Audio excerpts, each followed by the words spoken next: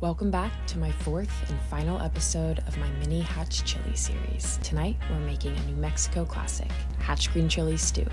Here's your bite. Of course, I won't leave you hanging without a bite with the tortilla, so here's that bite. Here's my bite.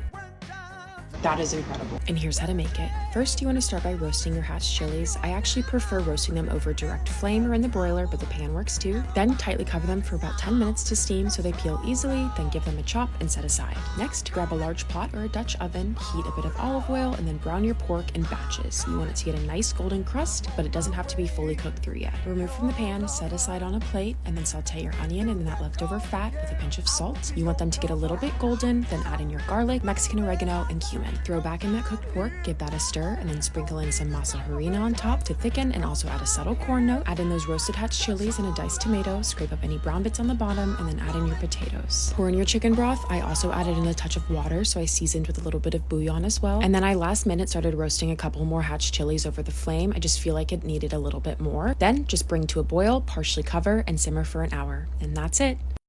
Now it's time for my fall soup series.